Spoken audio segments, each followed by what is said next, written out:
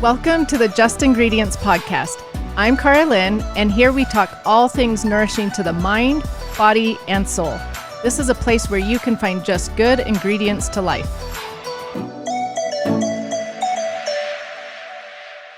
Being a mom of 6 means it's nearly impossible to avoid one of my kiddos getting sick during the winter time. Now the challenge has always been finding medicines my kids could stomach, and ones I feel good about giving them. But I must tell you about a brand I discovered and have now partnered with. Genexa is the first clean medicine brand that makes their medicines using the same effective active ingredients you need, but minus the artificial inactive ingredients you don't need. This means no artificial dyes, propylene glycol, talc, and high fructose corn syrup, among a lot of other ingredients. They have a full line of everyday over-the-counter medicines as well as a homeopathic line.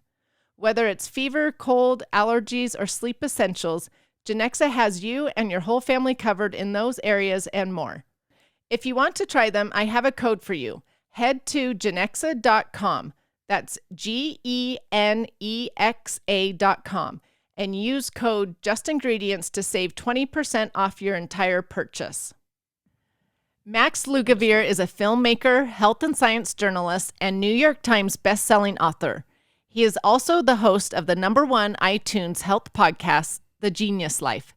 He is an internationally sought-after speaker and has given talks at South by Southwest, TEDx, the New York Academy of Sciences, the Biohacker Summit in Stockholm, Sweden, and others. He lives in Los Angeles, and his new cookbook is called Genius Kitchen, over 100 easy and delicious recipes to make your brain sharp, body strong, and taste buds happy. I am so excited to have Max Lugavere here today, you guys, on the show. It actually is a huge honor that he would be here on the show. He is so busy with his podcast and all that he does with social media. And so I've been following him for a long time. I love what he does on social media. I read his book a few years ago. So I just am really honored to have him here on the show today. So thank you, Max, for being here. Carolyn, thank you so much for having me. What an honor. The honor is all mine. Let me just put it that way. Well, thank you. I appreciate that. So why don't you tell my listeners maybe a little bit about yourself, your background, and how you became interested in health and nutrition? Yeah, great starting place. So I describe myself as a health and science journalist. I'm also an author. I've written 3 books now at this point, with my newest one coming out soon. It's called Genius Kitchen, and my first book was called Genius Foods, and then in the middle there, I released a book called The Genius Life, which came out March 2020, which was not a good time to release a book, but what can you do? But my passion really is health science communication with a focus on nutrition, fitness, sleep, and ways to help people preserve and enhance their brain health as they age. And the reason for that being my central passion, is that my mother, at a very young age, developed a rare form of dementia called Lewy body dementia. And I was not somebody that anybody would call an expert at the time. I was just a son trying to figure out what was going on with his mom. And that led to me going with my mom to various doctor's appointments in New York City, which is where I'm from, ultimately experiencing what I've come to call diagnose and adios. In those circumstances, a doctor would run a battery of esoteric tests, write a prescription, and then send my mom on her way, without any context or explanation. And it wasn't until we took a trip to the Cleveland Clinic. I mean, that's how real things got in my family. We booked a trip to the Cleveland Clinic to try to figure out finally what it was that my mom had, because we weren't really getting any answers up until that point. One doctor would say that my mom was depressed and put her on sertraline, which is an antidepressant, which, by the way, 1 in 4 women over the age of 40 are on some kind of antidepressant drug. And it's just a really heartbreaking scenario there, which we can talk about. But so every doctor had their own different take on what it was that my mom was experiencing, because granted, her clinical presentation wasn't straightforward. But it wasn't until that trip to the Cleveland Clinic where my mom was diagnosed for the first time with a neurodegenerative condition, and she was prescribed drugs for both Alzheimer's disease and Parkinson's disease. And for me, that was the point where everything changed. I became obsessed with trying to understand why this would have happened to a woman at the age at which it did, because my mom was young. She was 58 when she showed her first symptom. Oh, that is young. Yeah. And I had no prior family history of any kind of neurodegenerative condition. My mom certainly wasn't old, so I couldn't chalk it up to genes. I couldn't chalk it up to age. I had a hunch, though, that there was something in her environment that potentially triggered what it was that she developed. And that's where I began looking. And in tandem with that, I became interested also with what could be done to prevent this from ever happening to myself, because I realized at that point that I now had a risk factor, right? A family member with Right. this condition. What my mom developed could easily happen to me. And so that's really where I began. And a few milestone discoveries stood out to me, one of which being that dementia often begins in the brain decades before the first symptom of memory loss. So by the time you show up with your first symptom of Alzheimer's disease, that's a 30, 40-year disease process already set into motion. Oh, wow. With Parkinson's disease, for example, which is a condition that my mom, actually the form of dementia that my mom had is more closely associated with Parkinson's disease, although it has characteristics of Alzheimer's as well. But by the time you show up with your first symptom of Parkinson's disease to the neurologist, half of the neurons involved in movement in that region of the brain are already dead. So it just made perfect sense to me that this is something that we need to be talking about. We need to be talking about it at younger ages, and not just from the standpoint of caregiving, of protecting our parents, which obviously we ought to do, right? But it needs to be something that we're thinking about in terms of our own health, our own cognitive destiny. Right. And nobody was talking about it at the time. And so I began this decade-long, at this point, research process where I've left no stone unturned, and I've gone into the primary literature, and I've really armed myself with knowledge. And I realized that one of the best ways, if not the best way, to learn is to teach. So I would just start sharing my information out into the world. And I realized at a certain point that I had an aptitude for it, and people started gravitating to my message. And it led to the opportunity to write these books. I'm just eternally grateful for that. Wow, what a story you have. And I love, though, that you took something hard in your life and turned it into a positive, because you've been educating thousands and thousands of people, and so many people have benefited from this hard trial that you had in your life. So let me ask you, was the Cleveland Clinic more of a functional medicine route, or how did they figure out her diagnosis there? Yeah, so I didn't know what the term functional medicine meant back then, just to show you how in the dark I was. And I think that's something that, by the way, is very relatable probably to a lot of people.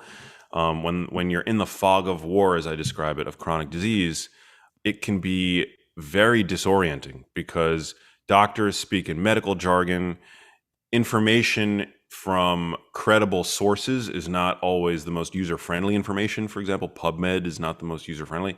Now, I had a background for researching because I was personally passionate about fitness and nutrition, but what attracted us to the Cleveland Clinic is that what we read about it is that they take on very complex medical cases, kind of like the Mayo Clinic. It's the last stop in the US that you go to, right? Right. They take on complex medical cases. They build a team around you. Like, you go for a week and they put together a team. They bring into like one room an endocrinologist, a neurologist, a cardiologist, and they take a quote unquote functional approach. The way that I would presently define functional medicine, it's not so much that. It's not, they still didn't talk about nutrition or lifestyle or anything like that. They did, for the first time, give the condition that my mom had a name, or at least a classification, as a Parkinson's-like disorder with dementia. And then it wasn't actually until a few years later that she was diagnosed with Lewy body dementia, which is a rare and devastating form of dementia. But that's why we went to the Cleveland Clinic. Okay, makes sense. So question for you. I know you have your new book, Genius Kitchen, but actually I want to talk to you a little bit about Genius Foods first, because I love that book. But in that book, you talk about a lot of foods that we should incorporate into our diet that are good for our brain health. And so why don't you just mention some of those foods to my listeners? Yeah. Good place to start. So one of the inciting realizations that I had before I wrote Genius Foods, which led to the writing of Genius Foods, was I read a study from Tufts University that found that people who adhere to the advice to eat everything in moderation, you know, that age-old advice that you still get from the nutritional orthodoxy, just eat everything in moderation. Right. People that adhere to that advice actually eat more junk food than people who stick to a narrower range of healthy foods and just buy those foods on loop. So I was like, okay, if that's true, I'm going to look into the medical literature and I'm going to find the foods that are the most accessible, the easiest to afford for people, that also provide the most bang for the buck in terms of nutrient density, the ability to promote satiety, which is an ability of a food to fill you up, to make you feel satiated, right? Right. Very important feature. And to be able to provide the brain with building blocks and protector molecules that are going to help it age well and lower its risk for conditions like dementia as it ages. And I call them the genius foods. And so some of those foods, I would say one of my favorites are avocados. I mean, I live in California, so getting to convince somebody to eat more avocado, I wouldn't Not say it's hard. the most difficult. It's not hard, yeah. But avocados, here's what's interesting about avocados, is that they have the highest concentration of fat-protecting antioxidants of any fruit or vegetable. And this is of particular relevance to the brain because the brain is made of fat. And not only is the brain made of fat, the brain is a crucible for what's called oxidative stress. And that's because 25% of the energy generated in the entirety of your body is being created in your brain. And your brain's volume only accounts for 2% of your body's mass. So 25% of oxygen utilization in your body is being squeezed into a container the size of a grapefruit. This is a lot of oxygen, right? That is. And your brain is constructed of fats called polyunsaturated fats, for the most part, which are very delicate and damage prone to this chemical degradation called oxidation, as well as cholesterol, which is another lipid that's prone to oxidation. So fat soluble antioxidants are really important when it comes to protecting the brain. And avocados, again, the highest concentration. They're rich in vitamin E, which is one of the most important fat soluble antioxidants, and also rich in carotenoids called lutein and zeaxanthin, which we have known for decades can protect the neural tissue in the eyes, but we now also know can protect the brain as it ages. So avocados are great. I consume personally about a half an avocado a day. It's still a calorie-dense food, but it's one where you're really getting a ton of mileage in terms of neuroprotection. I love hearing that about avocados. That's fascinating. And love hearing that the brain needs that much oxygen and we need to protect it, things like that. So what's another favorite food? Well, another favorite food. So we already talked about one of my favorite plant foods. I'm going to have to go and talk about one of my favorite foods, which is grass-fed, grass-finished beef. I know it's a little bit more controversial, which is one of the reasons I think why I like to talk about it so much. It's not that I prefer it over other food items, but my mother was actually a lifelong vegetarian. Whenever she ate animal products, it was always lean, skinless, boneless chicken breast. She ate a little bit of fish on occasion, never any red meat, never any eggs, because my mom was afraid of saturated fat and cholesterol. She thought that those two nutrients would lead to heart disease, which is something that she was always afraid of, and yet she never developed. She developed dementia instead, unfortunately. But red meat is a rich and highly bioavailable source of many important nutrients, not least of which being protein. So protein is crucially important, especially as we get older in terms of muscle mass preservation. This becomes really difficult and exponentially more important as we get older. We want to stay mobile. We want to minimize fall risk. We want to continue to be able to do things like exercise, which we know is medicine for the brain. So the protein found in meat is pristine. Of course, you can also find protein in fish, chicken, poultry, in plant products, although not to the same quality or digestibility. But in beef, you also get bioavailable iron, you get zinc, you get a small amount of omega-3s, you get creatine, which is an important nutrient for brain energy metabolism. And studies show that when vegans and vegetarians supplement with creatine, they see an improvement in their cognitive function. Also, brain levels of creatine decline as we get older, and they might also be lower as a result of certain genetic risk factors for Alzheimer's disease. So I think creatine is a really important brain-protecting nutrient. It's a carnonutrient, so you only find it in animal products. Choline also is found in red meat. Older adults who consume more choline have a 30% risk reduction for developing dementia. And so, yeah, I think red meat is a really important. It's a staple for me. It's not necessarily essential, but I do think it does have an important place in the Genius Kitchen.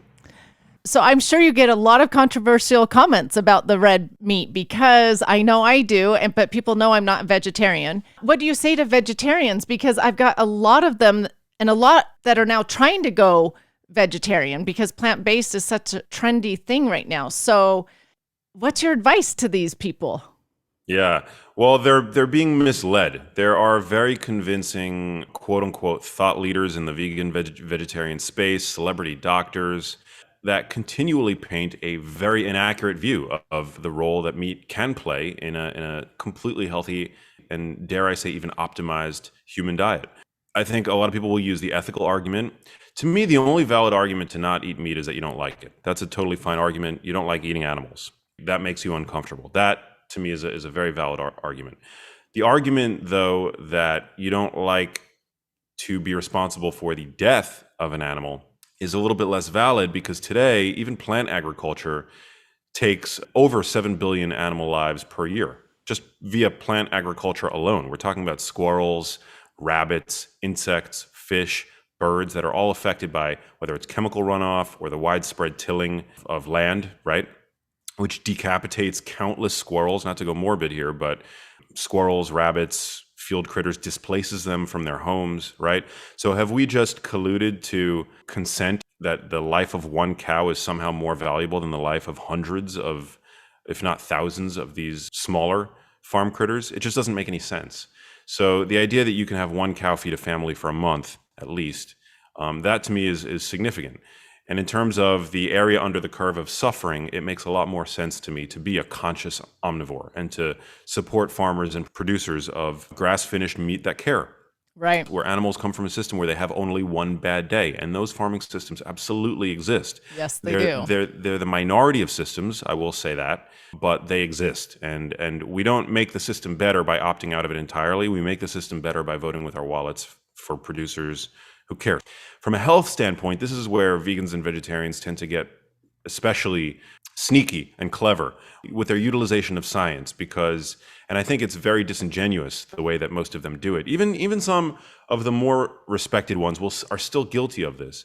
They use science to their advantage. And the reason why I say that is because it's not difficult to find observational level evidence that shows an association between animal product consumption and worse health outcomes. And the reason for that is that at the population level, meat consumption is typically associated with higher incidence of smoking, higher rates of sedentary behavior. It's what's called the healthy user bias. So the healthy user bias implies that when you find a person who eats predominantly whole grains, for example, or who exercises regularly, chances are that person is doing other things in their diet and lifestyle that's also healthful, right? So it's hard to tease out at the observational level with a research tool called epidemiology whether or not the health that you see in an individual is due to their consumption of quinoa, for example, or because of this healthy user effect, that they're doing all kinds of other things healthily. The fact that they even know what quinoa is, right, is something that puts them in the minority of health conscious individuals. So I wouldn't be surprised if quinoa was associated with dramatically better health than the average in this population. Does that mean that it's the quinoa? Right. No, that it might have nothing at all to do with the quinoa, right? They might be healthy in spite of the quinoa, not necessarily because of it. That's observational evidence. And we see an inverse effect with meat consumption and egg consumption. We see that people who eat more meat and eggs, especially processed meat, they're eating fast food, right? Because that's what processed meat is. Processed meat is hot dogs, hamburgers, fried frozen chicken dishes, and the like. So it's very easy to find observational level evidence where meat is linked or associated with worse health outcomes, higher rates of diabetes, higher risks of cardiovascular disease, of colon cancer. But now we're getting better at performing these studies because we know that those biases exist in the literature. And what we're seeing is that when diet quality is controlled for, meat plays a perfectly healthy role and is associated with none of these chronic disease conditions that people are afraid of once overall diet quality is controlled for. Meaning, if you are integrating grass-fed and finished beef in the context of a diet that's also high in whole vegetables and contains a minimum amount of ultra-processed packaged food products, that meat is absolutely healthy. Eggs are absolutely healthy in that context, right? Right. It's not even necessarily the processed meat that's driving colon cancer in the associations that we see processed meat associated with colon cancer. It's the fact that processed meat is literally fast food. It's literally ballpark hot dogs on a white wheat bun with the French fries that come with it and the soda. The fact that whoever's consuming processed meat probably is drinking a lot more soda. So nutrition research is really hard, and there's no randomized control evidence to suggest that meat is unhealthy. That's so interesting. And I love that you talk about an observational study because that's what I have found as well. So I love that you're teaching, like, make sure you know what the study is that we're talking about. But also I love that you talk about supporting the grass-fed cows because I'm really big into support your local farmers. A lot of the local farmers have amazing grass-fed cows and treat them so incredibly well, way different than the factory farmed cows that are not the grass-fed cows usually. So thank you for stating that. And then also, I have a question though about red meat for you because my followers like to ask me, well, don't you think red meat contributes to inflammation? So how would you answer that? That's a great question. There was actually a 2021 meta-analysis looking at all available randomized controlled trials where they fed subjects meat and looked at inflammatory markers. So this isn't like a huge body of evidence that's out there, you can imagine, but there are a number of randomized controlled trials at this point that have looked at that. And they found no impact of meat consumption on inflammatory markers. So it's not inflammatory. There's no signal that's suggesting that it's inflammatory. It's only been called inflammatory. I think some vegan zealots will call it inflammatory without actually having the evidence to do so, but they'll perhaps look at mechanisms like it contains certain proteins that they suspect might have an inflammatory effect, but that hasn't been borne out in terms of the randomized controlled trials, which are the kinds of trials required to prove cause and effect. You know, some will say it's the TMAO in meat, or it's the NEU5GC. I think that's what it is. It's a proteoglycan found in mammalian tissue that I think some vegans will say is inflammatory. You'll see a lot of things occur in petri dishes, for example, like an inflammatory effect when you combine these chemicals with like a white blood cell in a petri dish. But that isn't necessarily borne out when you feed it to a person, right? Right.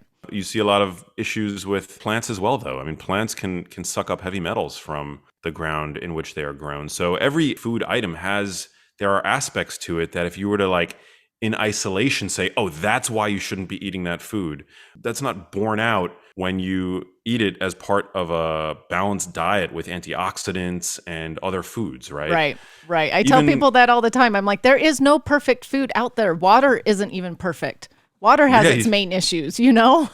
Exactly. Modern water is a soup containing environmental toxins, pharmaceuticals. I mean, you name it.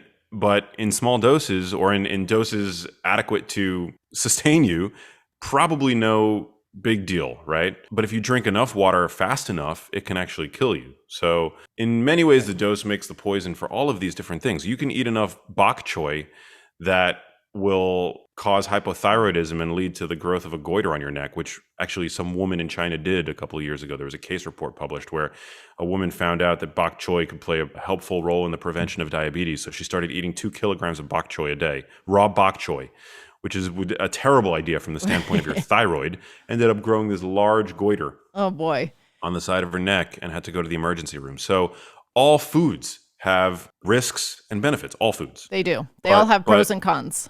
Yeah, but when we're talking about whole foods, animal products, whole plants, the benefits generally are going to outweigh the risks for most people. And then we can get granular with each individual because ultimately there's no such thing as a one-size-fits-all diet. You might not digest cruciferous vegetables. Okay, so let me ask you about greens. How are greens beneficial to the brain? So greens are great. There was a research study published out of Rush University that found that people who eat one large salad every day have brains that perform up to 11 years younger. So they have brains that, for all intents and purposes, is 11 years younger than age-matched controls. This could be healthy user bias, right? Somebody who's eating a salad every day.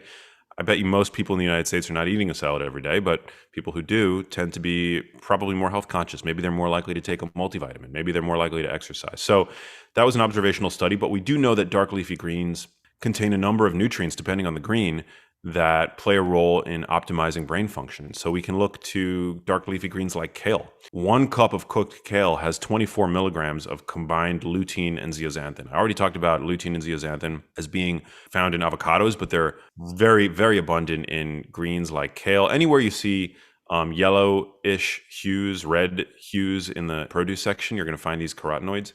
And what they found is that these carotenoids actually protect brain cells from aging. Higher consumption of them is associated with better cognitive health as we age. And randomized control trials show that even when you're young and healthy, eating more of these compounds actually leads to a visual processing speed boost in the brain. So your brain, if you struggle with reaction time, which is something really important for avoiding accidents when you're driving, for example, or playing video games or playing sports, or catching something as it falling off the ledge in your kitchen, that's visual processing speed. And studies show that when we increase our consumption of these compounds, that we see about a 20% improvement in our visual processing speed, which is amazing. Yeah, The that study was is. done, yeah, with young, healthy college students who are already thought to be at their peak cognitive prowess. So it was a really remarkable finding. We also know dark leafy greens rich in fiber, which feed the gut flora, which is really important. A happy gut makes a happy brain. We know that greens like arugula rich in nitrates, which helps support our nitric oxide pathway, which helps lower blood pressure and boost blood flow to our brains, elsewhere throughout our bodies. Also really important when it comes to insulin signaling, which is an important feature of metabolic health, is to be highly insulin sensitive, and nitric oxide plays a role there. So arugula is a top source of dietary nitrates. Spinach, great source of folate. So they all have different and overlapping benefits. And so that's why dark leafy greens, I try to eat about a cup to 2 cups of dark leafy greens every single day. I don't go overboard, but 1 to 2 cups every day I think is great insurance. It's a great way to make sure you're getting those carotenoids, good source of dietary fiber. Yeah, the greens are amazing. I think they're miraculous, actually. When you study all the healing benefits that they have, I think they're amazing. So let me ask you about omega-3s, because right now I feel like omega-3s are really trendy with brain health. Would you agree with that? Omega-3s are helpful? Absolutely. Omega-3s are one of the most important structural building blocks for the brain. The issue is that plant-derived omega-3s, alpha-linolenic acid, or ALA, are actually not very highly usable by the body because they have to undergo complex biochemical transformation in order to become the bioactive forms that the brain and the body will use. So for example, the brain, one of the most important structural building blocks of the human brain is called docosahexaenoic acid. So that's DHA fat. Right. It's why we call it DHA fat, because no one wants to say that. That's, I mean, even for me, it's like a tongue twister. Yep.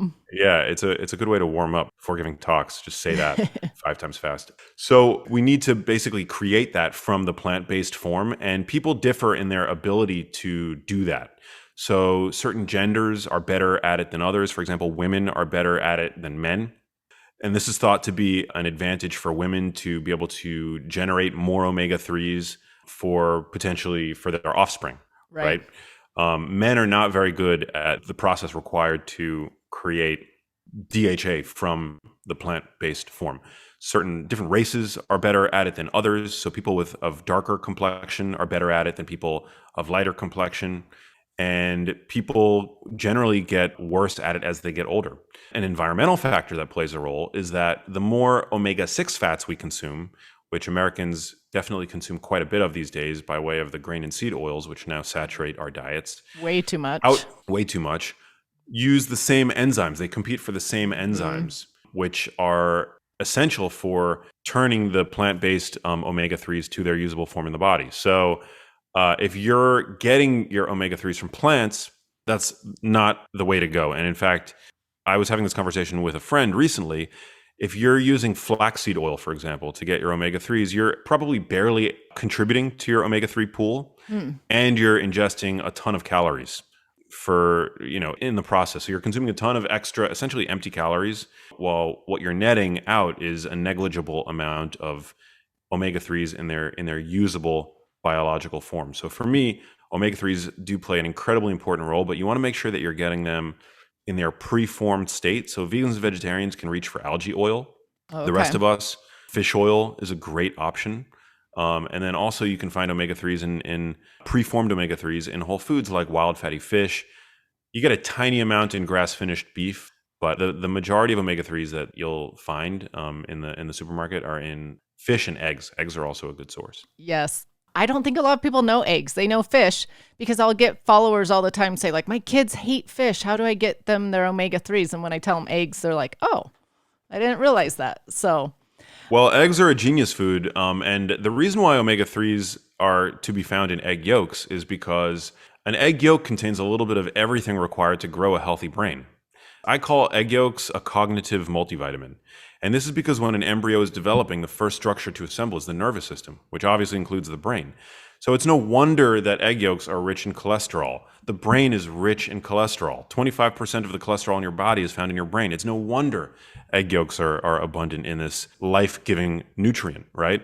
You don't need to consume cholesterol because your brain makes all the cholesterol that it needs. It's called de novo cholesterol synthesis. So I'm not telling anybody that they need to go out and start eating more cholesterol. But foods that contain cholesterol tend to also contain a lot of nutrients that are beneficial to the brain. So egg yolks are an amazing, as I mentioned, cognitive multivitamin, rich in choline, which is crucially important. 90% of Americans don't consume adequate choline, and I believe you get your full adequate intake for choline in a single egg yolk.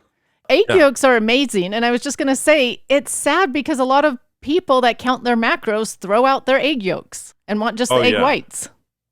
I mean, it depends on where I'm at. If I'm trying to lean out a little bit, I will make a scramble with so this is a really cool trick that to me is very intuitive, but I posted it on my Instagram and people were kind of mind blown, which was surprising to me. But I'll sometimes I buy whole eggs because I want that cognitive multivitamin. Egg yolks are so good for you, but then I'll also buy a carton of egg whites when I go shopping, and I'll combine sometimes 2 to 3 to 4 whole eggs with a little bit of extra egg whites from the carton just to boost up the protein content of the scramble while keeping the fat calories stable.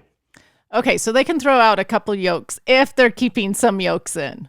Yeah. I feel maybe this is the nutrition nerd in me, but I feel guilty throwing out egg yolks. So you'll never find me throw out an egg yolk because it's so nutrient rich that I keep in my fridge both, literally like a carton of eggs, and I've got the egg whites, and I'll combine both.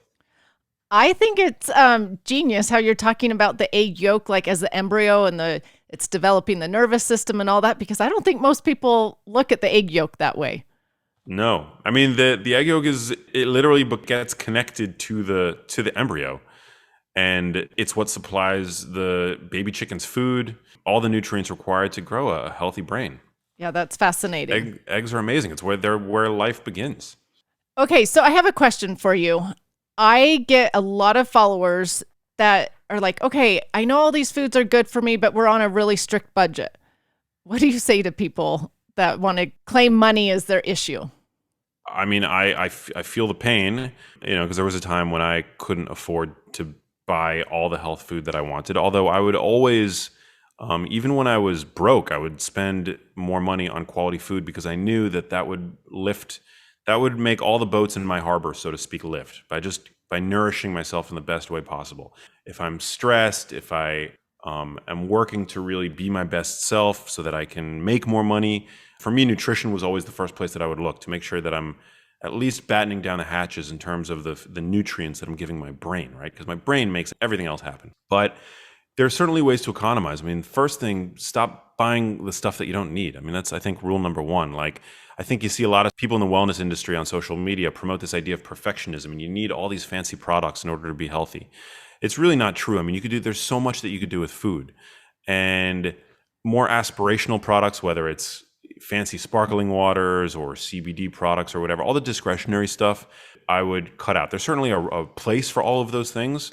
But for me, spending more money on food quality, if I've got to make concessions elsewhere in my shopping budget, I'll do that to make sure that I can buy, the meat that I know is going to be the healthiest for me, so that I can buy the grass-finished beef instead of the factory-farmed beef. And by the way, I love to point out that even factory-farmed beef is still a health food.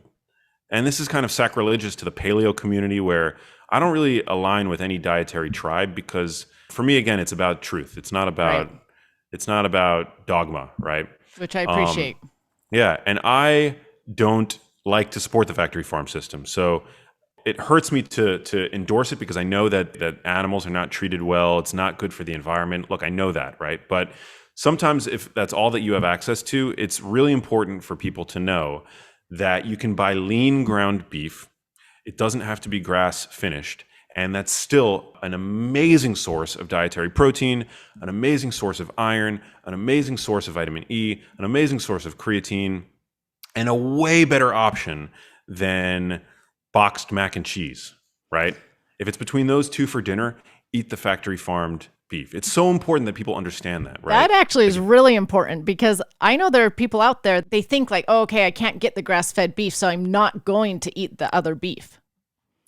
Yeah, I'm not gonna lie. Grass-fed beef is a better option. It's got a lower proportion of saturated fat. It's got a higher nutrient density in terms of the micronutrients it contains. It's got higher levels of vitamin E. It's got an abundance of monounsaturated fat. It's you're supporting a system with grass-finished beef that, as I mentioned, is kinder to the animals, better to the environment. It's better, right? But we can't let perfect be the enemy of the good with nutrition, Oh, that's a good saying. not everybody has the same kind of access that I have. I live in Los Angeles, right? I'm very grateful. I am fairly successful in my endeavors, thank God. It's been many years to get to this point of struggle, but I can afford to practice what I preach. Right. But for people that are in food deserts that don't have access to these kinds of foods, even factory farm beef, an amazing source of dietary protein. You can go and you can buy, if you're really strapped for cash, you can buy a whole chicken. It doesn't have to be organic, right? People think that chicken has all these like added hormones and stuff pumped into it. It's a fallacy. It's illegal to feed chickens hormones to pump them with. Yeah. So it's because the marketing says hormone-free chicken. Right. It's the marketing. They're certainly bred to get bigger in certain respects, right? Like right. Modern chickens they're not heirloom chickens. Modern chickens can't even walk because they're bred to carrying so much meat. And I feel terrible. But look, even you buy a whole chicken, it costs virtually nothing. You put it in the oven, you eat the whole chicken. It's an amazing source of protein, of various micronutrients. And again, a way better option than what most Americans are probably eating for dinner, right? Like right. Your average American today is consuming 60% of their calories from ultra processed foods. I want to get people off of that. Right. We got to get people off of the ultra processed foods, off of the frozen convenience foods for dinner. Right. And help people get back to cooking. I mean, cooking is this is one of the reasons why I wrote my new book, Genius Kitchen, because it's one of the most powerful leverage points that people have to save money, to improve their health, to improve their family dynamics, all with just learning a little bit about how to find your way around a kitchen. And it's not hard. It's not impossible. I started not knowing how to cook. And because of what I experienced with my family, I had to learn on the job, so to speak. And studies show that people who eat at home more frequently, they have healthier body fat percentages. They have healthier BMIs. So they're at less risk for obesity. They have better cardiometabolic health. They have, again, improved family dynamics. I mean, we know that you can cook the same thing at home that you'll get out at a restaurant, and it'll have fewer calories, fewer fat calories, less sodium. It's such a powerful leverage point. And, right. And so, yeah. Well, and when people tell me it's so expensive living this healthy lifestyle, I'm like, just go back to the basics. Bring in more fruits and vegetables. Quit so much packaged processed foods, and bring those fruits and vegetables into the kitchen and start cooking with them. Have your kids cook with them, things like that. So I love that you mentioned that about your Genius Kitchen book. Will you actually tell my listeners a little bit more about that book? Like, what can they find in that book? Yeah, so you're getting a 2-for-1 deal with Genius Kitchen. I actually, just before we started recording, I got it for the first time. Oh, look at that. Oh, that's today. Awesome. It my looks first time great. Seeing it. You like it? I'm a little self-conscious being on the cover of it, but because I wasn't on the cover of my previous 2 books, but I'm very proud of it. It's a thick book. That is thick. And the reason for that is it's a 2-in-1 book. You get over 100 delicious recipes using highly accessible, low-cost foods, the most nutrient-dense foods that most people will be able to find. Look, there are always going to be people that live in really unfortunate parts of the world where, all they have access to are the foods sold at a gas station. We're trying to improve that right. situation, right? You're still going to need to go to a supermarket to be able to buy the ingredients. But that being said, these are not ingredients that are only found in the most pristine LA supermarket, okay? These are ingredients that are generally very accessible, low cost. And I have a framework for understanding what the best version of each is to buy, but also showing that even, as I mentioned, the unperfect version isn't necessarily bad, can actually play a health supportive role as well. So you get all these amazing recipes, beautiful photography, and then the first half of the book is a resource. So everything that we've just talked about, I do a deeper dive in the front of the book. It's about 150 pages of just like really, really actionable and achievable practical information for people that breaks down every sort of aspect of modern food, from dairy to salt to meat to plants to vinegars to herbs and spices, fish, all broken down so that people can know not only why I make the recommendations that I do, so my rationale, and the science underpinning it with references, but also, the practical sort of like advice. It's the goal is to serve as sort of a kitchen compass. I love that. I love that because I love books that will give a resource as to why all these foods are good and the nutrients in them and things like that. But then I love when they give actual recipes to go along with all those foods they just talked about. So I'm excited to get this book. Where can people find this book when it comes out? So it comes out March 29th. If you are wanting to guarantee that you get it, I highly recommend that you pre-order at geniuskitchenbook.com. Geniuskitchenbook.com is the place to go to get it. And then, yeah, you can get that after, you can get it there after it comes out. You can find it at any bookstore that you like to support. I always recommend supporting local bookstores. But if you want to just make things easy and get your hands on it stat, Genius Kitchen Book is the place to go and find all the links to all the different stores. That's good to know. So I have a question for you. This may or may not be in the book. Do you talk about foods to avoid in the book or no? I do. Yeah, I do. I talk about, for example, what are the kinds of animal products that you want to avoid? Well, generally you want to avoid the ones that are fried. That's right there. The ones that are highly processed for the most, it depends on the product, but in general, like I like the animal products that I buy to be minimally processed, if at all. I talk about which oils are worth avoiding or at least minimizing. And these are the grain and seed oils, which we kind of touched on earlier, but canola oil, corn oil, soybean oil, grapeseed oil, and I provide my rationale for that recommendation in the book. Yeah, so I definitely talk about what to avoid, but in general, my approach is not to demonize food groups or anything like that. It's really to tell people what it is that they should be consuming more of. I love it.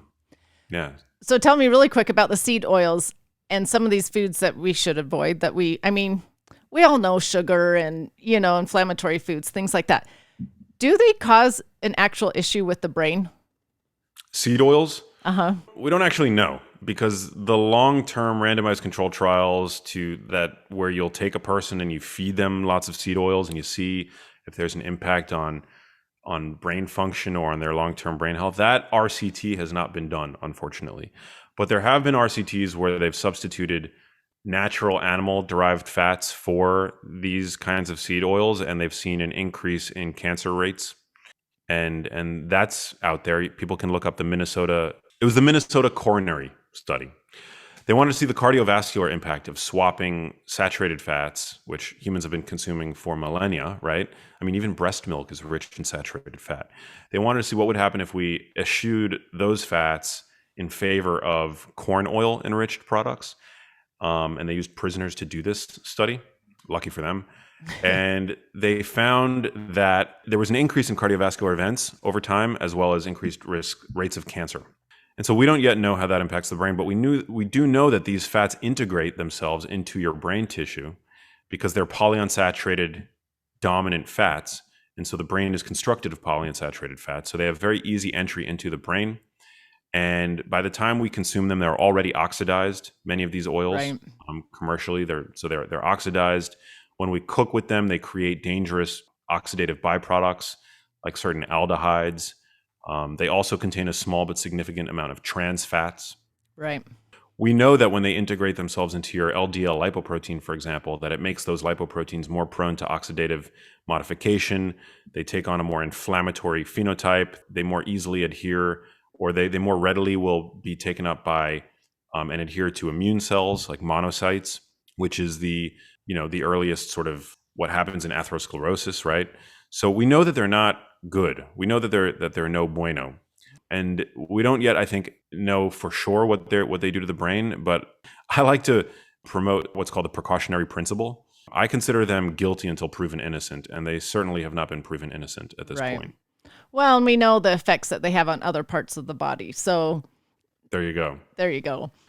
I think many in the nutritional orthodoxy, they love them because they reduce LDL cholesterol. When we swap saturated fats for polyunsaturated fats, these grain seed oils, they bring your LDL down, right? So for some in the nutritional and medical orthodoxy, that's all they need to hear. Right. And they're like, okay, I'm sold. This is the fat that we ought to all be consuming, right? But to me, that's BS because your LDL, that's not the end all be all determinant of a person's metabolic health. Right. It's just not. Right. There are other factors, and we don't yet have the long-term data to show. somebody, because these oils have been marketed as healthy for so long, you could almost pin the healthy user bias to them, right? Like somebody who's using canola oil primarily, maybe they have better health because they're health conscious, right? They're Right. using canola oil, they're eating a diet low in animal fats, they're using canola oil, but they're exercising and they're taking the multivitamin and they're doing everything that their doctor recommends. So that kind of evidence to me, that's not good enough. Right. It's another observational type study.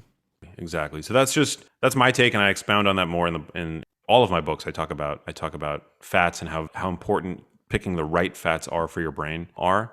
But it's really not rocket science. I mean, it's whatever fats have been around the longest, those are the fats that I think are the ones that we should more readily integrate into our diets. And it's the newer, the man-made fats that deserve, I think, the greatest level of scrutiny.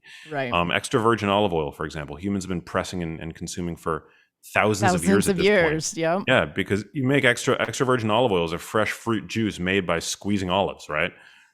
You can't squeeze an ear of corn and you get corn oil out of it, right? That's not how it works. It's not how it works. Right.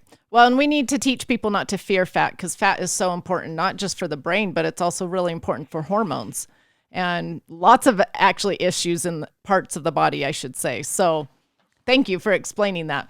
Before we close, I just want to ask you a little bit about Alzheimer's, since your mom dealt with it, things like that.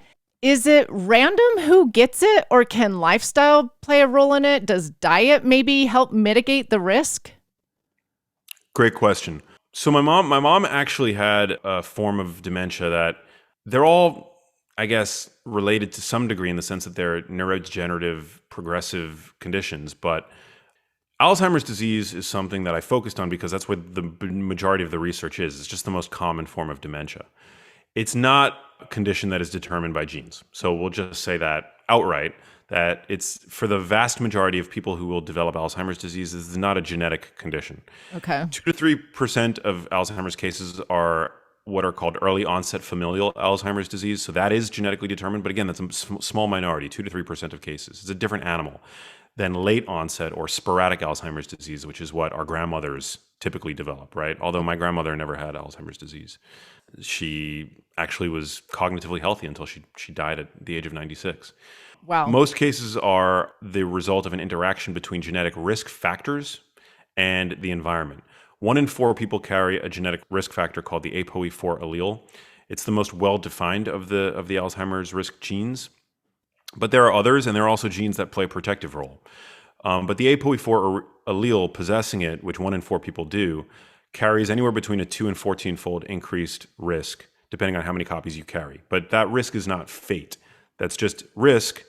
And it seems to be that ApoE4 carriers are the most vulnerable to the ill effects of the standard American diet. So I like to say that genes aren't destiny, but they do decide what the standard American diet will do to you. And for somebody who carries 2 copies of the ApoE4 allele, it's likely that the standard American diet for them will lead to Alzheimer's disease. Interesting. It's still not determinant. Right. Some people they have polygenic risk, so they'll have some genes that are protective or whatever. But ultimately, everybody is at risk. You can carry no genes. You can carry no ApoE4 allele. You could be ApoE33, for example, and still develop Alzheimer's disease. So everybody ultimately can develop this condition, but knowing that it begins in the brain decades before the first symptom, that is a window of opportunity to intervene and to begin to make brain healthier choices every day, whether it's exercising more, getting off your butt more, because when the body moves, the brain grooves. I mean, it's like exercise is crucially. That's a saying from my friend Jim Quick. He's really good at these kinds of really memorable sayings. It is a good saying. Yeah.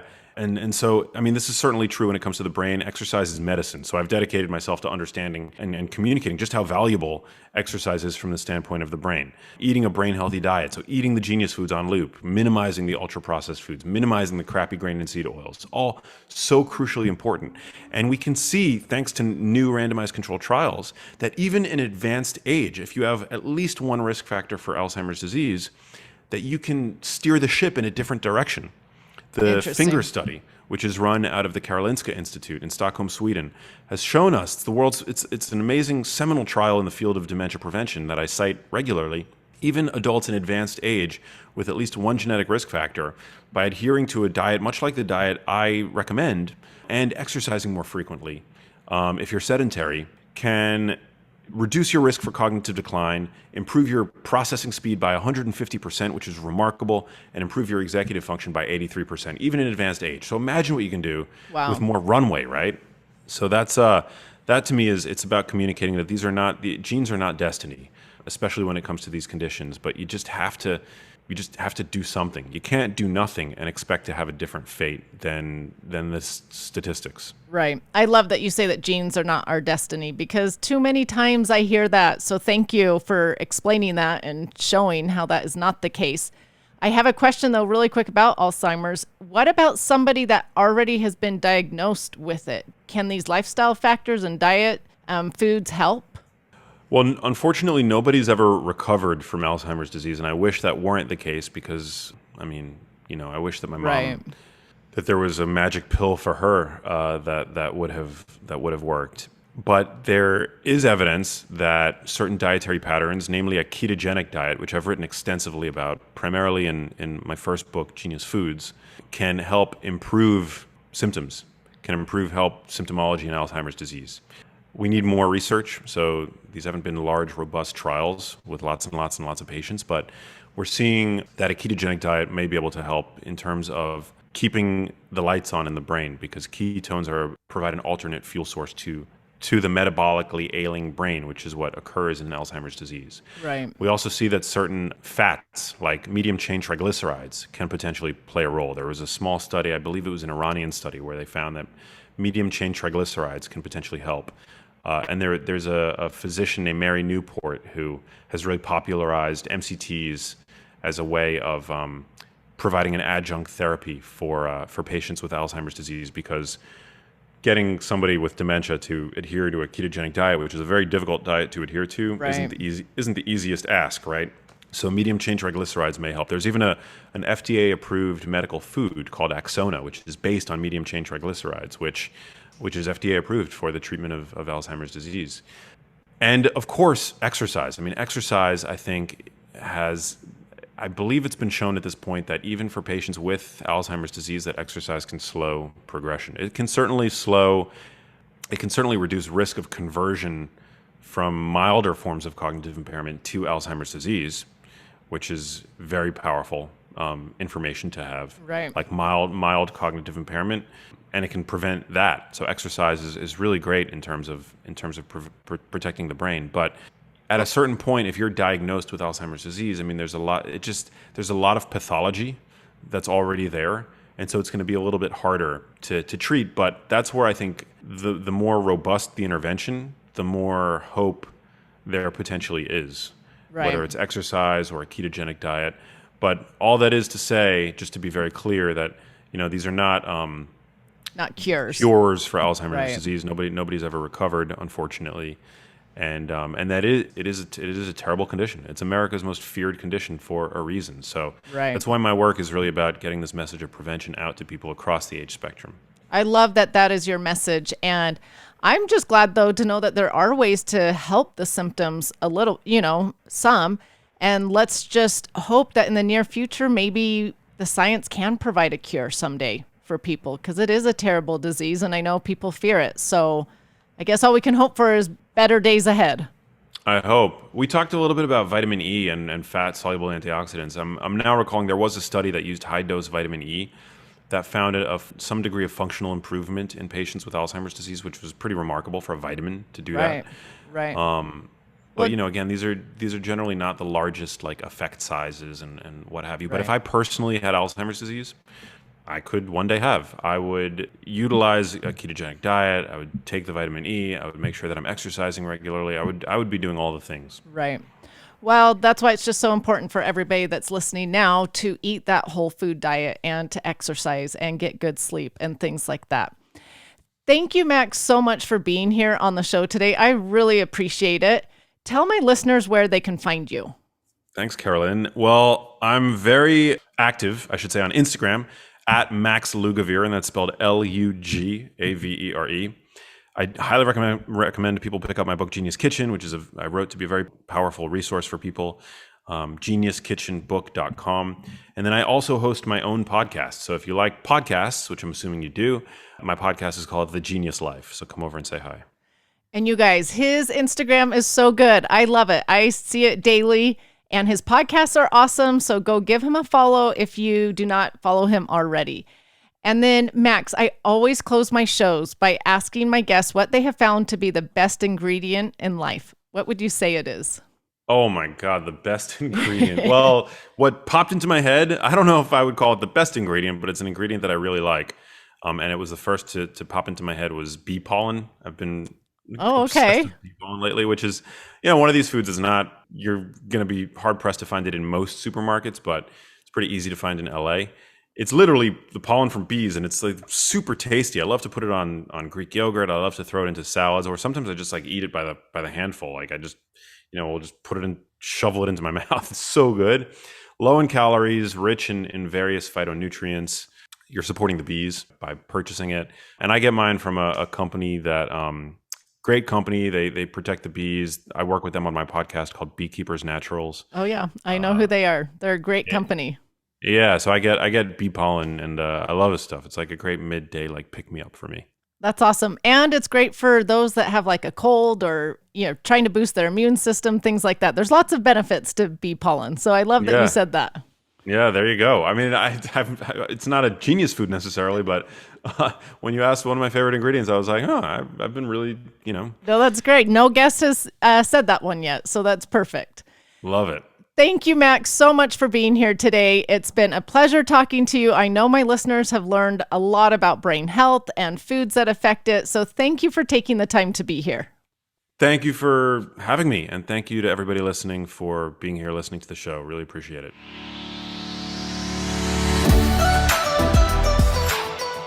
Thank you so much for listening. Remember to subscribe to the Just Ingredients podcast to learn more about your health and good ingredients to life. Plus, get daily tips at just.ingredients on Instagram.